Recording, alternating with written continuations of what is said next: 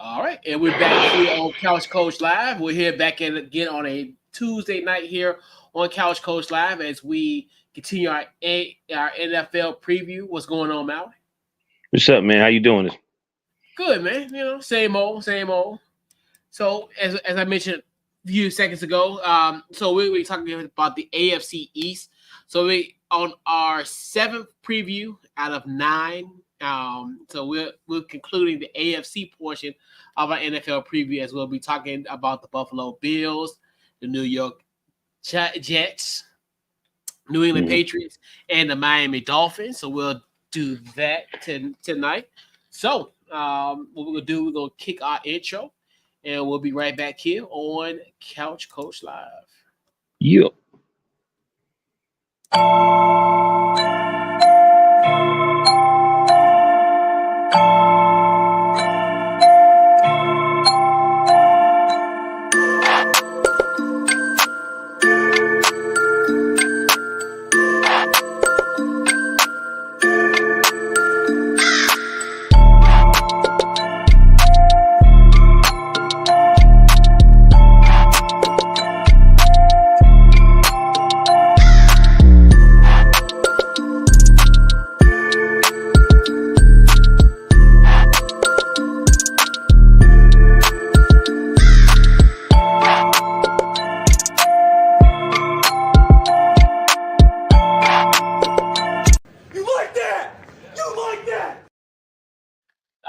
And we're back here on Couch Coach Live as we talked about it momentarily, earlier. We're doing the AFC East tonight.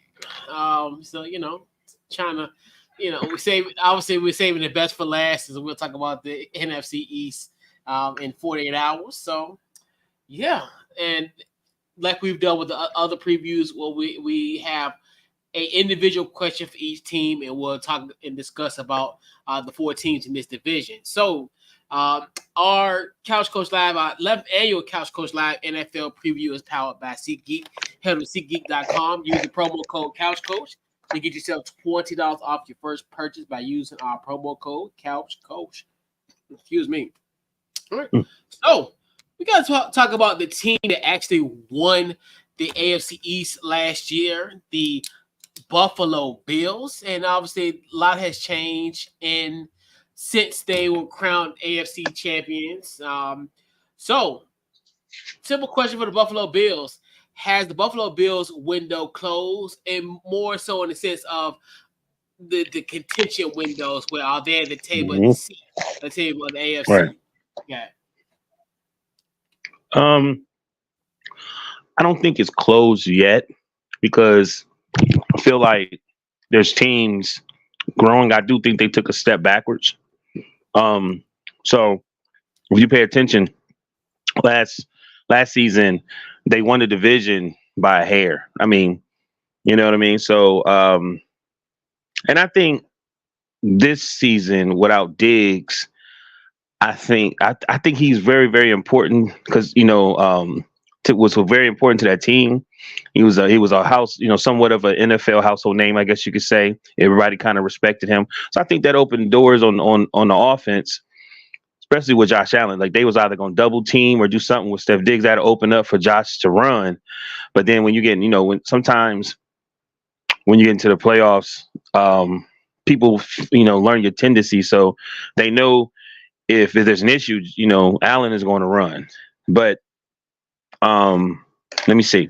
The offense lost Stephon Diggs, so to replace him, they got Kenyon Coleman, Curtis Samuel, Khalil Shakur. Hope I said his name right. But some people saying that by losing Diggs, it actually would open a door and Josh Allen would have more confidence with the receivers he has now, where he don't, sometimes. Everything is about stats. So sometimes when you have a running back, you want to make sure you feed him the ball so he can get his yards. Sometimes you have a receiver that say, hey, man, you got to pass me the ball, which if I'm not mistaken, that was one of Diggs' issues. But at the same time, Diggs did drop some balls that was highly important in the playoffs. So I'm sure you got other stuff I got there. You got, so I'm going to throw it to you. But I won't say it's closed, but it is closing. I'll say that. if there's a window, and just between the window, it's sealed. And I Mhm. think the only reason why I say that because I think everybody else has essentially in this division kind of caught up with Mhm. them. And I think last year they Right. kind of as far as having that losing, pretty much essentially having that win streak at the end pretty much saved their season, and obviously going to Right. Miami, actually winning the AFC East last year, pretty much in that kind of final game to whoever won that game would have won the division. Um, but I still encourage about this Buffalo Bills team. I don't necessarily think I'm gonna put it this way. They still a playoff caliber team, and I still think they have a Mhm. shot. And I think even with the Stephon Diggs thing, I think that is a big deal. But to me, I think they're going to be fine. This will be Mhm. like a defining year for Josh Allen. I look at like what he did get. I think you look at a guy like Curtis Samuel, which if he's Right. healthy, he's gonna be really effective. He's gonna be someone that's gonna, as far as you having the multi, he's literally the Debo Samuel of the East Coast. Right. Obviously, so you'll have a situation where he'll be in running plays. He'll definitely help James Cook in that running game, and also in pass. Mhm. And then even look at like with Shakir, he was really effective last year during their Right. run last year. So it's kind of one of those where he was really one of their main focal points last season in their offense. Right. In this last year. So I think that he can have a improved year with. Um, my biggest thing too, I look at a lot of it where they lost a lot, like in the secondary. Obviously, you lose. Mhm. That's with Miami now. We'll talk about the Dolphins momentarily. Um, Right. I, I know they lost Micah Hyde. I think Micah Hyde. I wouldn't be surprised if Micah Hyde, in a sense, comes back. I think he's probably just sitting on the couch now, just waiting for an opportunity. Right. I would be surprised. Don't be surprised if he comes into this lineup eventually, and as the Mhm. league kind of fall, theoretically, and probably like maybe like mid-season, maybe October, November-ish, or maybe even earlier. But I think they're pretty much telling him probably to stay healthy or what have you. And then obviously Right. losing Tre'Davious White to the Rams, so the Mhm. secondary is going to be a little bit different. You look at a drafted a guy in Cole Bishop from Utah, so I definitely think he's going to be the kind of, I wouldn't say the Jordan Poyer replacement in a sense, but somebody who can kind of potentially fill that void down the line. And I Mhm. still like their front. I mean, you look at like Greg Russo, uh, and Oliver Matt there as well Milano. too, and then Matt Milano. Yeah, Mhm. and the only thing is, if is him being effective, because I think the last couple of years he's been in and out of the lineup with injuries. And I think I don't, I don't know if he's on the pup list or not, but I don't think he's gonna start in the beginning. I'm not sure. I want to say he was on the pup list, but I'm not 100% sure. But he has a question mark coming back as far as coming from injury. So uh, they this is a kind of a make or break year for Sean McDermott and the Bills. But I think when you got a guy like a Josh Allen, I think he can overcome like not having Stephon Diggs, because even in their stretch run, Uh, he really Me wasn't too. effective in their stretch run. So Right. yeah, this is another one where this division has a log jam. Where we talking about many Right. divisions where most teams, some division we talked about have had at least two team, three team, and some we've even made the case for like a 14 race in a sense. And I think in the East you got at least a legitimate three teams that could make a run for sure. Right. What was I gonna say? I think if they don't make it to the playoffs, which I think they may be a wild card or they may win the division, because I think if they can, if let's just say they don't make it and they don't make it by a hair, I believe the next year I think they're going to be able to get the pieces, and they'll be almost in the pieces that they get. We wouldn't recognize this Bills team. You know what I'm saying? And because certain the pieces that they lost, I think they probably be a little bit younger. But like how like they went in a couple years ago. I think it was 2020 or something like 2021. But they went in, and like you said, they had a bunch of they was like, man, this is the team they should be able to make at least the AFC Championship or or the Super Bowl. And I think they did make it to the AFC Championship. They did something. They made it far. I can't remember, but ever since then, they kind of been declining. You know what I mean?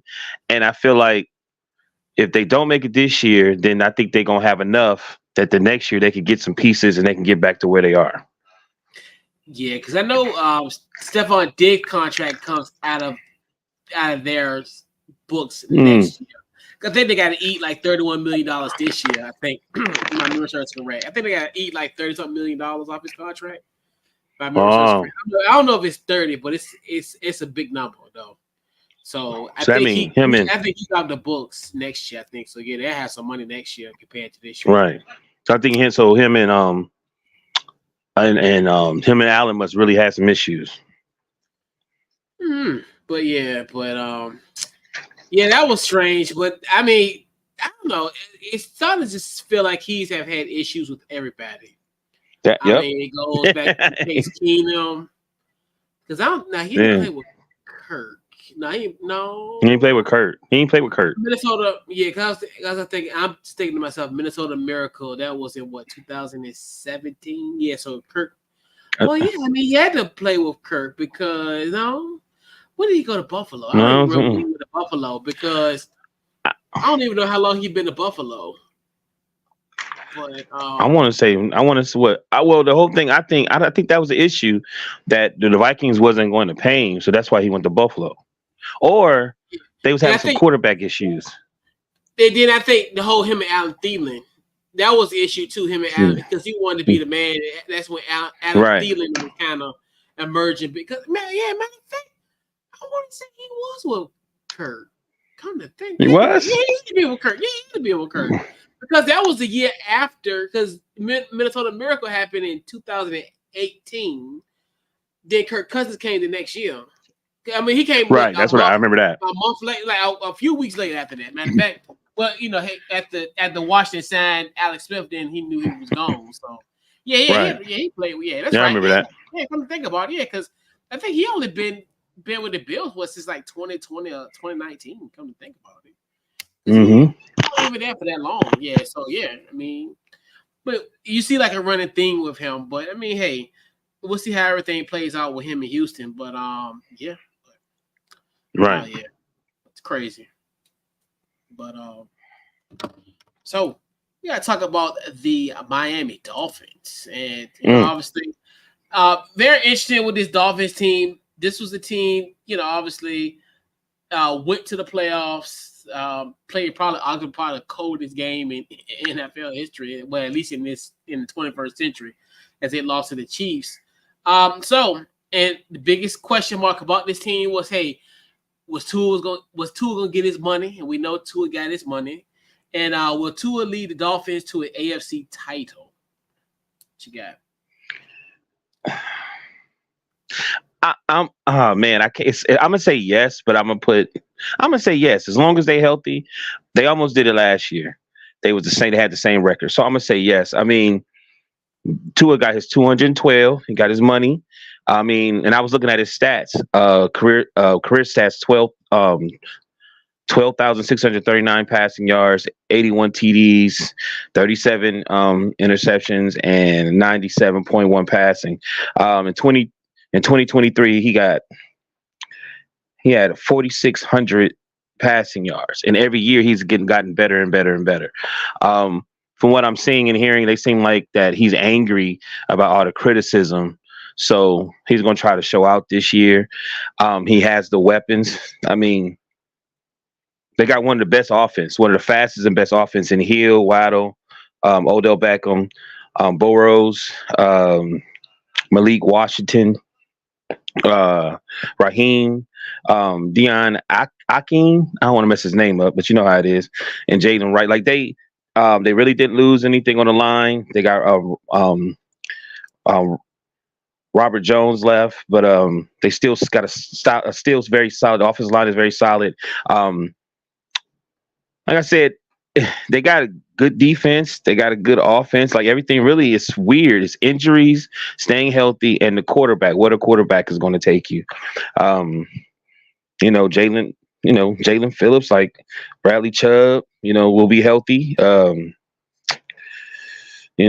brung in guys like Mohamed Kamara, Chip I'm sorry, Chop Robertson, the linebacker Anthony Walker, and David Long Jr. Like, I'm just saying, it seems like everything is just falling on Tua. You know what I mean? Like, what are you going to do? And since they coach had been there, they've gotten the TV. They really should have won the division last year. They have everything. Like, Tua is very blessed to have all the weapons that he have. You know what I mean? It's really no excuse. It's just be mature, run when you need to, um, control the game. I mean, they got three guys that probably could do that's real fast, do a 4-3, been running 4-3. Like, so I'm going to say yes.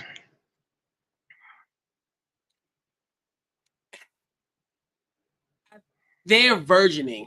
They're kind of one of those teams that's kind of like you want to kind of pull the trigger on them and say, hey, because on paper, and I've always kind of said this about the Miami Dolphins for probably recently. I mean, as of late, where literally, if you look at them on their paper perspective, they have literally almost a Super Bowl contending type of roster. Like when you sit down and you think to yourself, right, you got the quarterback, you got an offensive line that only gave up 31. Right. Was it 30? Yeah, 31 sacks last year, which is fourth least. So you got that in place. You got the three fast wide receivers. So you got so you look at that where you have an offense and him being able to release the ball fast, and you got Mozart as a running back. Another one where he's starting to, even at 32, where most times when you sit down, you think about running backs past 30, you're like, oh, they just take a nosedive. But no, he had 1,000-yard rushing this season. They had 18 touchdowns. So you look at just for example, and he kind of get back to that level even at 32 years old, which is really impressive at that age. I know we talked about like Derrick Henry, like what he has done. Even I think he's right at 30, but him being right at 32. And then I look at like defensively. I know even though you lose like a Christian Wilkins that went to the Raiders, but then you bring in like Calais Campbell, a veteran presence there, and definitely defensively, I think, and I can't really quote it, but I know obviously Vic Fangio's no longer with the Dolphins. He's now with the Philadelphia Eagles as their defensive coordinator. So there's going to probably be a change of, and a lot of it. I don't know if it was Javon Holland. One of them was saying that how it's a difference. Obviously, but a difference in a good way when you have Anthony Weaver as a defensive coordinator. I look at and I did like the draft of getting Chop Robinson, which I think I don't necessarily that is kind of tip off kind of the awards predictions, but I think he's one that could potentially be a rookie of the year, defensive rookie of the year candidate on that end. And even Jalen Phillips coming back after the Achilles, because and the fact that he's effective now, even the fact that he tore his Achilles on Black Friday in November, and what we now here in August, and he's probably gonna play week 1, which is amazing to think that he's able to do that. So that's kind of one thing that could be a little bit scary. Hopefully Bradley Chubb can kind of come back from injury there. Right. And then I think another sneaky, that's the thing about Miami, even their secondary is really intriguing. Obviously, on one side you got Jalen Ramsey, aka the Sass guard, and then on the other end you got our guy Kendall Fuller formerly from the Commanders, which I think Kendall Fuller, I know a lot of people, and we know Kendall Fuller is a good corner, and we've seen him in Kansas City. We seen him in his first go round as a nickelback in Washington. Then matter of fact, he's a part of Alex Smith trade to go to Kansas City. Makes a huge play in the Super Bowl that first year when they played San Francisco the first time. Made a huge play in that game, and then comes to Washington. Did kind of struggled a little? Well, not kind of struggled, but kind of struggled. But I think collectively, their whole entire secondary of the Commanders have just been abysmal. And even you can see even now, even after he's gone. Even now with this new regime, it's looking bad already, even in 2 preseason games. But I digress about that point. But I say that because I definitely think he's going to be someone that's really going to be good, especially on the other side of Jalen Ramsey. So I like that. Then you got the duo of Javon Holland and then also Jordan Poyer, which I definitely think that's going to be good. Yeah. So I definitely that's the thing with Miami. It's like, but Miami, that's why it's like it's so hard to kind of gauge them. And when I did an NFL post, because I think I did something one day when there was like teams that are overrated, this and the third, and I put Miami there. And I just think to the fact where, because I see so much in this roster where if you literally look at this roster, and it's just like they got it. They got pretty much anything. Each unit is pretty much solidified. There's some question marks here or there, but not necessarily like other teams. They don't have like a glaring weakness to a point where, hey, I can talk about this team. They don't have weapons on this side. They don't have a good wide receiver core. They got that. Oh, the running back's a little shaky. They got a 1,000-yard rusher at 32 years old. So it's kind of like the defense they got. Even though, like I said, they lost like Christian Wilkins, but I still think they're going to be fine without Christian Wilkins. So it's kind of one of those where they're there. They get there, and it's just like they faltered at the end. It's kind of one of those where that's why I kind of put them in that overrated, and I don't necessarily want to pull the trigger on them saying they're going to win the AFC East. They got the personnel. Right. For some odd reason, they just don't get it done when need be. That's the issue for me. So do you think that a lot of it's because of injuries? I mean, especially this year. I mean, yeah, you lose. I mean, you look at it. Obviously, you look at like when they lost Chubb and when they lost Jalen Phillips. So you look at those guys. Then it's just, I mean, especially towards the end. I mean, because they were right. Because, I mean, they're another one where when we talked about how we commend kind of the Bills, how they kind of had that final like 6-7 game stretch. And then we can really say like how Miami kind of went on a downward spiral because we thought it was over. I know for me personally, I thought if you said to me, think to yourself, like maybe around like, I don't think it was as early as Thanksgiving. Probably maybe like in like mid-November. Like Miami was running away with this division.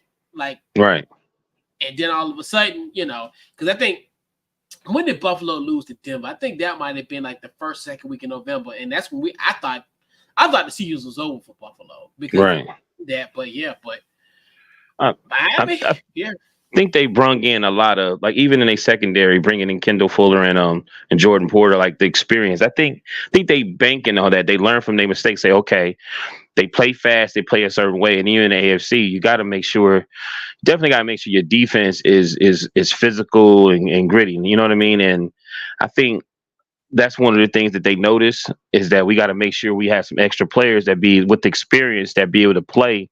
Especially, let me tell you, especially when you get in close to the end of the season, that's where a lot of the veterans start really, moving forward. You know what I mean? Like probably November. That's when a lot of vets that's been playing for a long time, they it's like their body get used to, like, because some of them don't, like mini camps, they don't do much because they've been playing for so long. But once they hit about like November, that's when they really start pushing forward. So I really think that they paid who they needed to pay. They got who they need to get. Another question: how do you feel Odell gonna help them? And that's another thing I forgot to kind of mention about it. And then he has this mysterious illness because he's on the PUP list and like no one. And I know because we're in the preseason, teams don't have to kind of disclose like your injury or what have you because there's no quote unquote injury report at this point. I think he can give them something because I know it just depends. I think he'll probably have more of a. I'll put it this way: I think he'll have a better year than he did in Baltimore. I definitely he'll be more effective in Miami versus being in Baltimore. So I definitely think I don't expect like to have him have these grandiose numbers, but he can have a game almost like kind of like what he had like in the Super Bowl where he can have one game where he can break out and do his thing where I definitely think he's kind of one of those like a hidden, like he could be in situations where he could be like that decoy, then that gives him opportunities, especially if you got Wall on one end and you got Tyreek on the other. But the beautiful thing about them, they can outrun their guys, so they can two can just throw it over the top, and can Odell have that ability like over the top? I don't not necessarily, but I definitely think he will be effective though. I'll put it this way. I can see him maybe get about 50 receptions, a good maybe about 750, 800 yards potentially, and I probably throw him about like 7 touchdowns. Okay, I can see him being that effective, which so is good in that offense. So you really believe that he's gonna be able to help? Yeah. Oh yeah. He'll be able to help, and I think I think he'll be able to help. But like I said, I think it'll be. I don't necessarily think it's going to be a consistent stat line. Like he's going to have a game where he's going to go off on one game, and then maybe he'll tail off a few. But but he'll be. I think he'll be more effective here. This offense lends it better to doing in Baltimore. Okay. All right. Yeah. All right. So we got to shift our focus to the New York Jets. Will a 40-year-old Aaron Rodgers lead the Jets to the playoffs? I'm going to say yes, because they are loaded. Like, like whatever issues that they had, they fixed. But even like I think when a few years ago we were saying like a lot of these that they were drafting in, we was like, man, these dudes are gonna be monsters in the future. So the question is playoffs. So if they make it to a wild card game or something like that, that's something that hadn't happened in a long time. So that's a success to me. So I'm gonna say yes. Let me see. Brees Hall, Garrett Wilson, Xavier Gibson. I'm not reading all these because I know you're gonna have some things to say about them, but I mean, they need McDonald to step up. You got Quincy Williams, C.J. Mosley, Sauce Gardner, like Javon Kinlo, Jermaine Johnson. I mean, it's really all up to health. It's all up like because Tyrod is on the team too, right? Yeah, he's the backup. Yep. Tyrod Taylor's on there, right? He's the backup. So yep. My inner gut is telling me really just pay attention to Aaron being 40 years old and playing in New York City and the pressure of it. Because just like Tua, he's got a lot of weapons. You know what I mean? And it's really, because he's 40. But I was watching something and the guy said his personality, because he's very humble and like, so you can think that, okay, man, he's old and this and that. He's just a humble guy. I'm talking about Aaron Rodgers. He's very humble. So like, you don't know. Like I was watching him run around this and that, and I'm like, man, is he gonna be able to do it? And I'm like, yeah. So I'm just curious to see how it's gonna be, and I believe that they are. I feel like they're a loaded team. So as long as he can go in there and be 70% of himself, I think that they can make it to the playoffs. Yeah, I definitely think this Jets team will make the playoffs for sure. Right. Another one, Aaron Rodgers. Shout out to Aaron Rodgers, class 2002 brethren. Yeah. So, now going to his 20th season in the NFL, especially coming up the Achilles, which to me that was really encouraging, even for him to even be walking and taking and actually doing some field work in, I want to say like in December, so that was really encouraging for him to so to me literally almost had like an off season where he was able to kind of work on some stuff too, where even though he's still on the mend, but that's still a good sign. Right. I got to give the Jets a huge shout out. That guy, gosh, what's that was Douglas. What's the what's the Joe Douglas? Yeah, Joe Douglas. Huge shout out to Joe Douglas, Mechanicsville High School. Solid moves, offensive line. I think that's one thing where they did a great job acquiring some guys on the offensive line. You look at got Tyron Smith from Dallas on the left tackle spot, and then I think the other thing, the beauty thing about it, they secured that offensive line. You look at, as I talked about, Tyron Smith on one side, then you got Morgan Moses that came from from by way of the Commanders, by way of Meadowbrook High School. So you got those two guys at your tackles, right? Then you also you show up you get John Simpson from Baltimore, another guy at your left guard at the guard slot, and then also then you're hoping that you get some production from Elijah Vera Tucker, who was their 2021 first round draft pick. So you look at that. So I definitely think they kind of have shored up the offensive line, because the Jets, they've been kind of a makeshift. Obviously, we know, didn't necessarily work on what I got.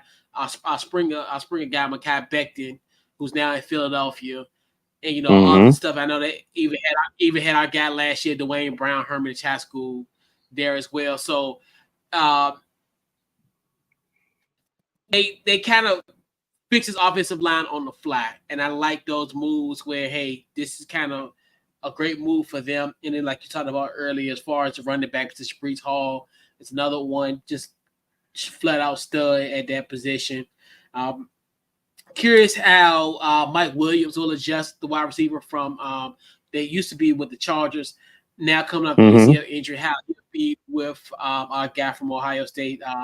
What's the kid name? All those Ohio State guys. Garrett Wilson on that end as well. Right. So you definitely seeing how that's going to play. So I like what they did, and also I got to give a huge shout out to Isaiah Weinstein, Springer alum on there, a wide receiver with them signed with them. I think he was with the Roughnecks. No, he was with the team in the XFL from Arlington. I forgot what was their name. I think they are the Roughnecks, but it's in on them. But defensively, I do like this team as well. Like you said, you talked about Sauce Gardner, that offensive, that cornerback position there.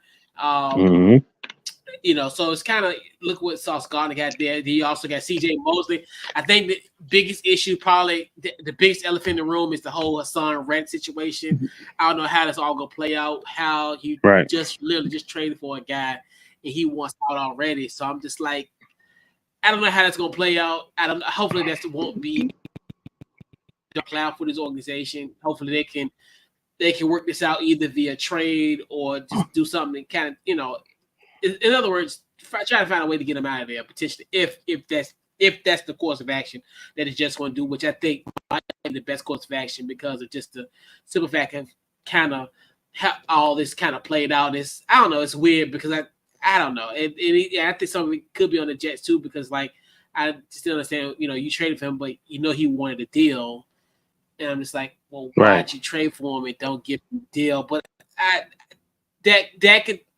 think that could be problematic maybe for the Jets, because and that's the thing.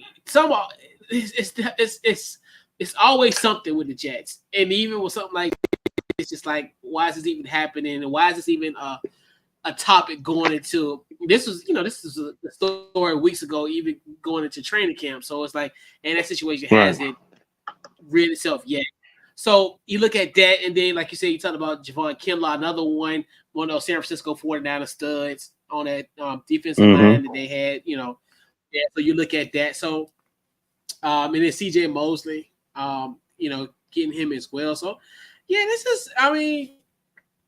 they're another solid team as well. Like, and I think the biggest improvement I definitely think was that offensive line. I think they did a fantastic job of getting and filling those holes.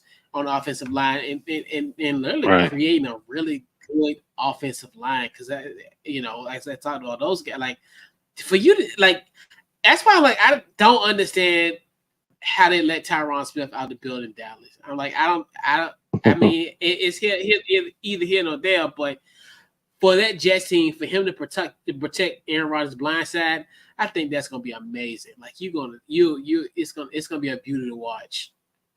But Right. yeah. When all falls down, just like Tua, it's all about. And I know it's a little different with Aaron Rodgers because he's Aaron Rodgers. You know what I mean? When Aaron Rodgers on the field, and you look at him like, man, from the executives all the way down, you like, man, we got a good chance to go deep into the playoffs or even win the Super Bowl because of Aaron Rodgers. You know what I mean? So as long as he stay healthy, and I know that's probably one of the most important things to them young guys. Like, hey, how you feel today?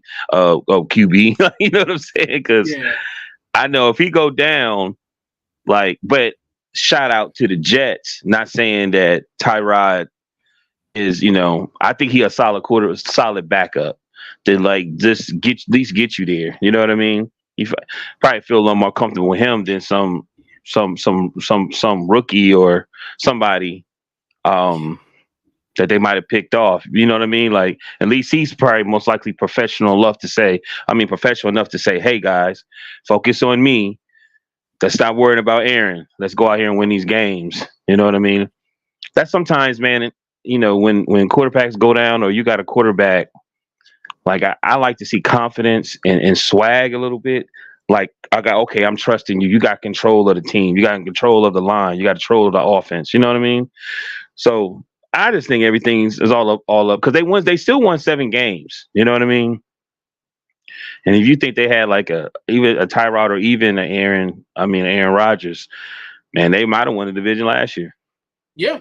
And even was it 2 years ago? Because I mean, if they would, if Aaron Rodgers would have, if they had Tyrod Taylor on their team, they would have made the playoffs. I think, in my personal opinion, because of that, and even in the years prior to it, before Aaron Rodgers, because they almost made the playoffs with the carousel that was Joe Flacco, Mike White, and Zach Wilson. All 3 of them played it at once. I think either. Now, that's one thing I get all my years mixed up now because I think that was either 2021 or 2020. Well, no, it had to be 2022 because Zach Wilson got drafted in 2021. So, so it was the 2022 season. So, yeah. I mean, and that's another kudos to Joe Douglas and the crew to get like that insurance in the event of something was to happen because we always was kind of. That's the biggest question when you have a 40-year-old quarterback and a Aaron Rodgers. Right.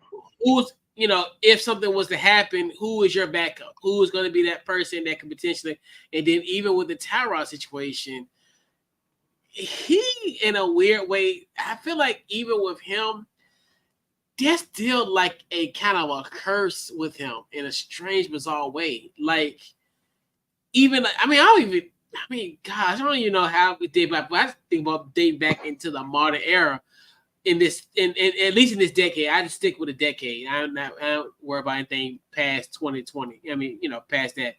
Like situation where he was with the Chargers, where, he goes for a shot and his lung collapsed or something like that. I forgot what happened.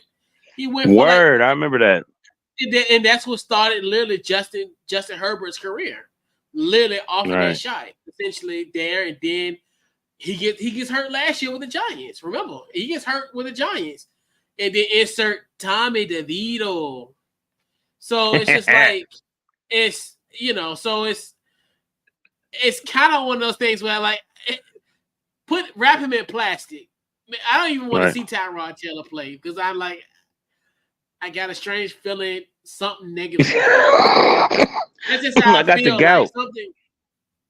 It's something. It's something where it's just like it's like what has he done? Like as far as what does he deserve to all this misfortune that happened to him? So now I'm like wrap him in bubble wrap the whole entire season. I want Aaron Rodgers to play the whole 17 game plus the playoffs because Aaron Rodgers and not Aaron Rodgers, but Tyrod, he been through some stuff when he on Right, the field. right, It's right, spooky. right. But everything lines up to Aaron. For sure. Everything lines up to him. 20th year in the NFL. Shout out to Aaron Rodgers. Right. This is last year in his contract. Did he sign a 3-year one? I don't know. I think it was 3. Not 100% sure, but yeah. So we got to talk about the New England Patriots. So obviously, so this is definitely a new year with this. There's a new sheriff in town. Obviously, this is the first time that this is the first time since the year 2000, which in a strange way feels like so long ago. But this is the first time they've had a head coach in New England besides Bill Belichick since 2000. So, with that being said, are the Patriots the worst team in the National Football League? Yes.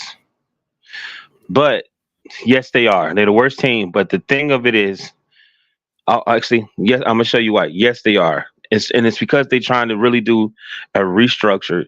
Was it they just traded? Was it Matt Juno? Did I say his name right? Judon. Yeah, Matthew Judon. Judon. They for nothing. They just traded him. There's no Bill Belichick. There's no Mac Jones.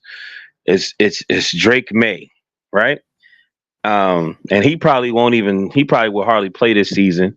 They let Zeke go. They waived Juju. They did pay Stevenson 4 years, 36 million. I don't really have much about them. And it just seemed like they really, but they got plenty of cap space. But it just seems like they really just trying to start new and get rid of that stench of Bill Belichick and his crew. That's what I'm thinking. But I will say this. In the Patriots way, they may be the worst team in the NFL, but they also the scariest because what the Patriots do when they're not playing well, it's a team. I say like a team that's in the playoffs will mess around and play like a team like the Pats and mess around and it'll mess their whole season up and they may not make the playoffs or they have a team that they usually can't beat, knock them out of winning the division. So I still think they're scary. But hell yeah, man, they're the worst team in the NFL. Hell yeah. And I think they okay with it. Yeah, I mean, you literally can put this season in the wash. I mean, and I really do feel bad for like a guy like Gerard Mayo, who, in my personal opinion, deserves a lot better. I look at it like this, and I'll kind of go over there and Ross, whatever, but certain things happen in this offseason. Even Brandon Ayuk, who could have got a boatload of money, was like, no, I don't even want to go here. Like, he could have got a huge payday. And even who was it? I think Calvin Ridley was rumored to go here. It didn't follow through with the Patriots. Yeah, I think what's going to end up happening, I think they will be competitive. Like, I don't necessarily think it's going to be like the worst. Like, this isn't a 0-16 Detroit Lions 2008, squad. Right. I don't think it's an all-time bad team. It's probably the worst team out of all the 32 teams currently in the 2024 landscape of the NFL. Right. So I do think what's going to end up ultimately happening now, and I hope this does happen. I definitely hope that Jacoby Brissett starts over my nephew, Drake May. I think at some point, Drake May should play like towards the end, probably like in December or so, to kind of try to get himself together, kind of figure out his NFL foot. But I definitely think Jacoby Brissett should start and to see what you get out of him. And then, I think they go to London in October.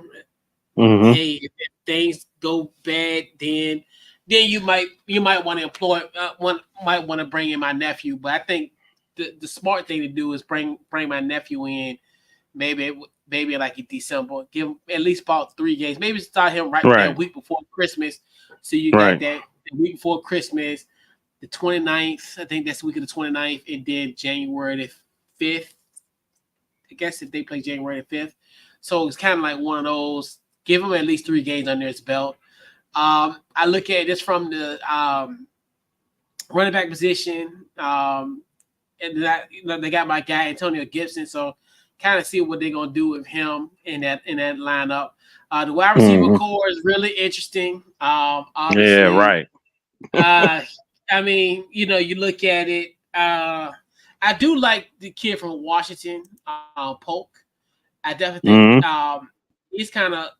I think he'll be interesting in this offense to see what he does. That Jalen Polk. And then Kendrick Bourne, even though he's on a pup list, so you probably won't see him for the first 4 weeks of the NFL season. So that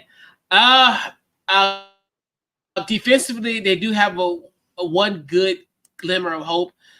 Christian Gonzalez, obviously he'll be coming back from the separated shoulder. Dislocated shoulder. I think he showed flashes last year that the Commanders dropped the bag when it came to getting the cornerback position, getting it wrong as far as that. He showed kind of flashes that he's probably was the best cornerback in that draft of 2023. So I look at that. You still got a guy. I think still a little bit left in the tank with Jabril Peppers, the former Michigan man. So definitely him being at the free safety spot. So there's some stuff there where it's just like, I mean. It's kind of one of those things where it's definitely going to be like one of those years where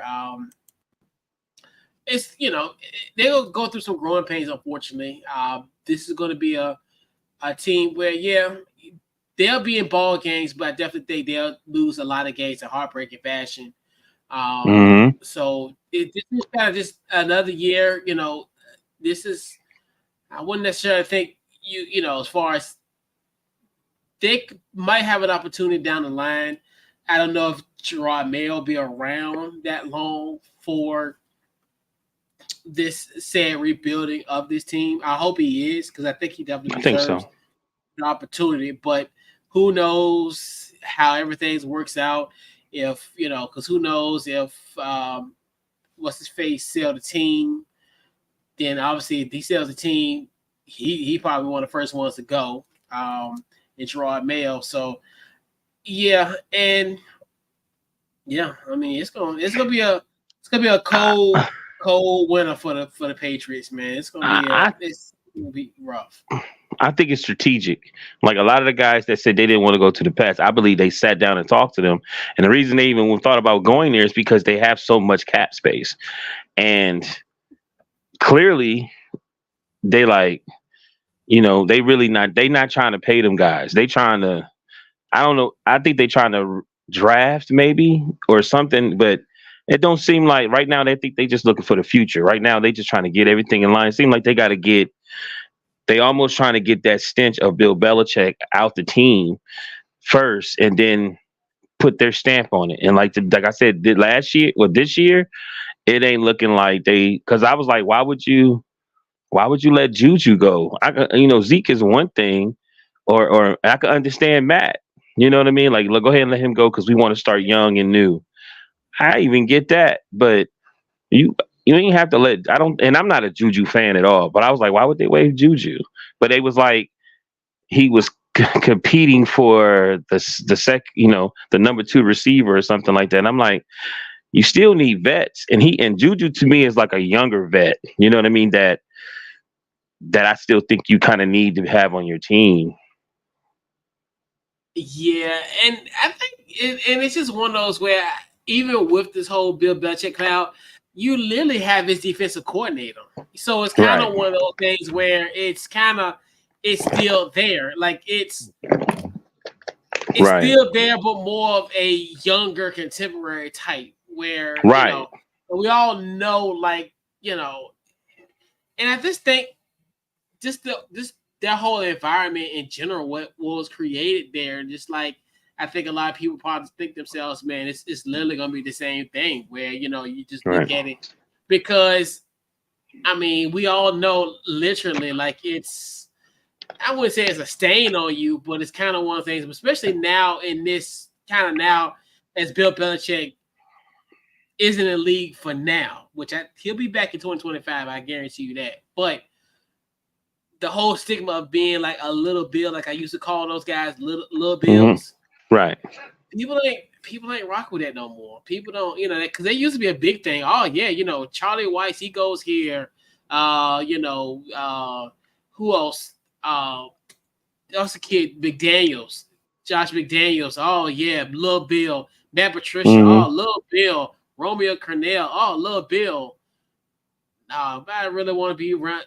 Don't want to be around those kind of guys no more. As far as his assistants, and now so yeah, but it's kind of just one of the things where that's what happens in the league where it's just a reset with them. I mean, it's like to me. Consider yourself blessed. You should have enjoyed these last literally 22 plus years of excellence. Because I mean, trust me, especially in the free agency era. Take it. You're gonna have some bad years now, and that's gonna happen. But that's what leads itself to the league. Where hey, consider yourself blessed, especially in this day and age. It's hard to compete for 20 plus years.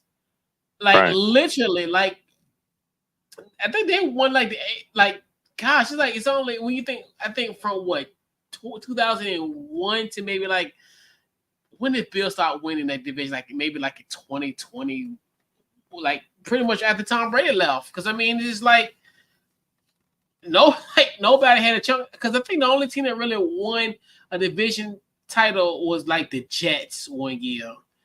And I don't even think the Dolphins won even in that Tom Brady era. I don't think they have. But yeah, it's kind of like almost like NFL karma in a sense, where it's like, hey, right. But it is, but NFL karma, right? But but all I ask for them, all I ask. All of those guys, who the offensive coordinator, Alex Van Pelt, take care of my nephew, protect my nephew, make sure my nephew the next Tom Brady, make sure my nephew is straight. He ain't got to be the next Tom Brady, but make sure my nephew straight, Alex Van Pelt. Which I think Alex Van Pelt, that's another one I think is a good sneaky kind of offensive coordinator. I think because he was a quarterback at Colorado State back in the day, but yeah, he's another kind of good offensive coordinator with the Patriots. So I definitely think maybe he could do some stuff there. Hopefully, like these guys kind of be there for the long haul. But yeah, right. But like I said, take care of my nephew. That's all I ask. Show my nephew straight. Right. Yeah, But, I don't think they can fire their coach no time soon. Yeah, if what's the owner thing? I can't believe I can't have nothing. What is what is the owner for the Patriots? What's his name? Robert Kraft. What the hell? Yeah. Right. Yeah, Robert Kraft. Yeah, as long as he keep the team, I think he gonna because he kept his word with Gerard Mayo. Pretty much, hey, that was the succession plan. So long as he's there, I think he gets a little bit more of a leash. Right. But if he tell that team, he out of there. Everybody gone. Even my nephew might be gone. But yeah. So if you just tuning in, nephew is referring to Drake May. Obviously, Drake May, University of North Carolina. So anybody who plays for University of North Carolina is deemed as my nephew. So just if you just tuning in, If you just tuning in.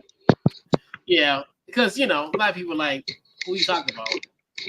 Yeah, that's what I'm talking about. But yeah. So yeah, man. Hey, Patriots, man. Hey. But before we move on, they always did things weird. Like, remember you had all those draft picks and he got all those second rounders and stuff. Like he would trade somebody and then just get like second round draft picks. And like I said, like I even think I think Buffalo is still competing, but I believe that they looking at this year like, if we do something good this year, we okay. But next year, we're gonna really be able to move forward. I think they do. I think the Patriots are doing the same thing. Yeah, because it's crazy because they don't have really no playmakers. I mean, they got some playmakers, but not like when we look at this division, how we list a bevy of options that these teams have versus here. We got young emerging talent, but essentially no bona fide legitimate playmakers on this squad, which is it's telling. But I am. I'm like, well, yeah. Anytime Brandon Ayuk, who want all the money in the world, he wants all the money in the world. He want that Justin Jefferson money. He could have got that Justin Jefferson money. He said, no, not New England. I like, damn, that's bad. That's cold. Bad. It's cold out there. That's a different type of cold. But yeah, that's telling. That's really telling. But anyway, so let's talk about some emerging players or rookies to watch in the AFC East. What you guys? Okay, I got like 4. I might mess it up, but they all I got 3 Jets: Breece Hall, Gary Wilson, and Sauce Gardner. I think this is what they've been building on. Aaron Rodgers is back. I think they're gonna be by Aaron Rodgers being there, even though they're in in New York. I just feel like they've been waiting for its lights, camera action. You know what I mean? And they about to have a winning squad, and I think they just ready to move forward. My 4th one is Money in the Bank Tua. Like Tua got his contract, and I think that he about to show off too. Yeah. So, Max, even though this is probably a guy that's going to probably, like I said, first it's going to be Keon Coleman. Obviously, with the Buffalo Bills, I think he's going to be really intriguing. He had a great season at Florida State last year, even though they kind of fell short in the college football playoff. That's another topic for another day. But I think, and then obviously just him, his presence. I definitely think he's going to be someone that's really going to be entertaining on and off the field, especially in the press conferences. He's going to be definitely hilarious. I checked out his draft. Even his draft interviews at the combine was hilarious. Even when they introduced him, at post draft, it's going to be very interesting. Yeah. So, and I think he'll have that game. He's going to be a lovable character in Buffalo. I think they're going to really wrap their arms around him in that city. I know, like even when him and Andre Reed talked, it was kind of it was funny because I don't know who birthday it was. Either I think it was Andre Reed or somebody's birthday. And I think Andre Reed came in with that yellow bubble coat that he talked about in the press conference and all that. So, so I definitely think he's going to be someone that definitely is going to be intriguing. And he'll definitely have an opportunity, especially with that thin wide receiver core. I don't know if we talked about the whole Valdez-Scanlon injury. He might be out for a period of time. So that's another way where the depth of that wide receiver core, the wide receiver room is getting a little shorter as far. So I definitely think this could give Keon an opportunity to get some more receptions on that end. Another wide receiver, Jalen Polk, as I talked about him earlier. Obviously, he was a part of that two-headed monster in Washington with him and Rome Duzier. He was a 1,000-yard receiver at Washington. He was their second leading receiver alongside with Rome. Definitely kind of helped him, help propel them to that national championship game in the loss to Michigan. So, he had a really good year. He's another one where he progressed every year. Like as far as you've seen an incline in his stats year in year out. And I definitely think that potentially translate, especially here with literally being maybe their only really premier playmaker per se. Because I think Mm-hmm. talk about Kendrick Bourne a little bit, but obviously he'd be on the pup list. So, that's another one where I think he's going to get more opportunity, especially whoever throws to him. I don't know who's going to throw to him. And we sit here today, August 20th. It looks more of the NC State guy and Jared Jacoby Brissett. But who knows? It could be him or it could be my nephew at the Drake May. So we shall see. Right. And then I kind of want to see what Christian Gonzalez is going to do with the Patriots. Another one where, because he's another one on there where he's going to have that ability to make plays on that secondary for the Patriots. And then I'm definitely curious, obviously, because he's somebody that the Commanders could have got in the 2023 draft and end up getting Emmanuel Forbes. So it's kind of one of those where kind of see how he will play in this defense with Gerard Mayo and the company. So right. Those are my and I'll actually in fact except for Christian Gonzalez, all those guys are rookies, but yeah, so it's a nice interesting mixture of playmakers and also some youth in this division. Right. So it's definitely going to be a fun division to watch for sure. Really is. Yeah.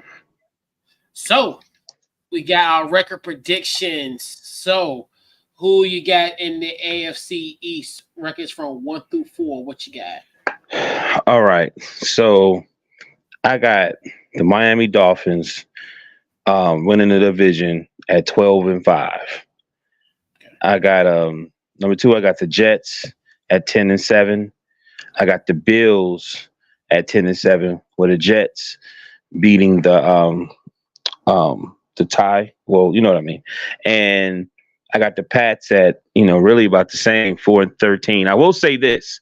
I don't have as much confidence in this. I feel like I'm capping because like I said, I think the Pats they're not the best team, but they're scary. Mm-hmm. You know what I mean? So they could easily probably win 6 games.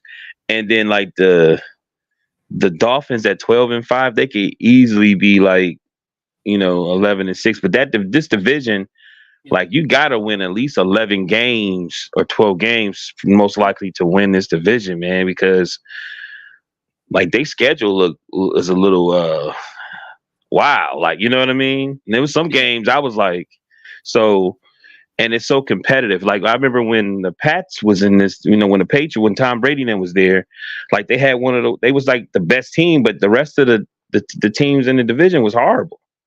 So it's a new day, man. Like, so I got, that's it. Dolphins 12-5, Jets 10-7, Bills 10-7, Pats 4-13. All right, so I got the Jets winning the division 11-6.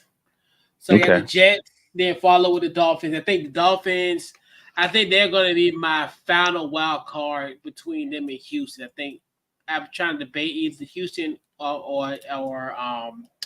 or Miami get in, but I definitely think the Dolphins will be in at 11-6 because I think I had the Chargers at 11-6 too. So I got to figure that out all this weekend. All right, so then I got the Bills at 10-7, not making the playoffs, and I got the Patriots 3-14. I think it's gonna be rough for the Patriots. They're gonna, like I said, they'll be in some games, but trust me, right? They team will get kicked in 14 times. And right. It's gonna be a rough year for them, because I think last year they was because we were 4-13, so I think they might be 4-13 or maybe like 5-12 last year, right? And so because who was their quarterback? Was it no? Because did they have? Oh, that's right, because they had Mike McCorkle Jones, right, last year. Like, so yeah. I feel like the expectation for the Dolphins is to win the division. Like, you know what I mean? Like, they've been to the playoffs, but I think they want to win the division. And I feel like the Jets' expectation is let's make the wild card game, or something like, you know what I mean? And that's why I put it that way. You know what I mean? Where I believe that I believe if anything, Aaron Rodgers can get them there to at least play a wild card game or get them to the playoffs. You know what I mean? Yeah, I think with Miami, it's like you gotta have to like you said, you gotta have to win division. You gotta host a playoff game. You have to go to the division round. Hell, you got to go to the AFC Championship. The way this team is kind of loaded, because at this point you paid two of the money. He's at a point where you got to take us to the promised land. Like you're at a point where, and I think even the Jets in a weird way kind of almost in that same type of trajectory, because now you're literally on borrowed time where you look at Aaron Rodgers at 40. Now you got to think to yourself, okay, I might have like 2 or 3 good years with him. Now I got to develop. And I know they drafted Jordan Travis. I'm not necessarily saying that Jordan Travis is going to be taking over the realm of this Jets team in 3 years and he becomes like the heir apparent of Aaron Rodgers. But they're on another tight window too, especially when you invest in that money where you they kind of, I want to say, they don't remind me like of Atlanta, where Atlanta, they're similar, but not as far as, I'm more so of, hey, they went and acquired a veteran quarterback to go alongside with their young playmakers, which in that case, they got young playmakers on both ends of the spectrum. That's why I look at it from that. That's how I kind of look at them from that type of lens, where they got to win now, because especially how the Jets are, because the Jets have always been that team from a roster standpoint of something's missing. Like even in those years when they was going to the AFC Championship with Mark Sanchez, something was missing. They didn't take care of business. So it's kind of one of those where I think they're another one where it gets desperate, because I got to get something out of this Aaron Rodgers. Like, I got to get something out of this. But, because really you kind of mortgage your future of him, because you don't necessarily have necessarily a heir apparent to him at this point. So you don't have, like almost like in an Atlanta sense where they got a Michael Penix Jr. They don't have a Michael Penix Jr. on this roster. They don't have a guy, even though, like I said, Jordan Travis is there, but I don't necessarily think you hand over the keys to Jordan Travis no time soon. So and I'm sure they don't want to. I mean, yeah, but yeah. So it's gonna be interesting though. How the division gonna play out? But yeah, and that's and this is all, contingent on the health, which we all know. I hate saying these types, especially this time of year, because we all know teams are going to get hit with the injury bug, and it's just a matter of who's going to handle the most, who has, as far as the injuries, and as far as how will it affect them, because it could be a situation where your quarterback could go down, or what have you. So, yeah, it's going to be extremely, extremely interesting division, to say the least. Go Dolphins. Yeah, but for sure.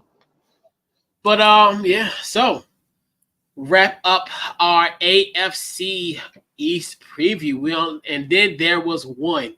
So we'll talk about the NFC East on Thursday night. So we'll be talking about the Dallas Cowboys, aka the Arlington football team, the Philadelphia Eagles, aka Fail, the New York Football Giants, and the 2020 NFC champion Washington Commanders. We're talking about them on Thursday, and then we'll round out this portion of the preview, and then we'll have I call it the script, but we might have to do it different, because now I guess the verbiage of script is kind of maybe played out, but then we'll do our award stuff next week, and then full throttle for football, and so we'll get that all squared away next week. So this has been this week's Couch Coach Live, man. We'll catch you, not this week, but this has been the AFC East preview, and we'll be back in 48 hours to preview the NFC East, and we're out. You're welcome.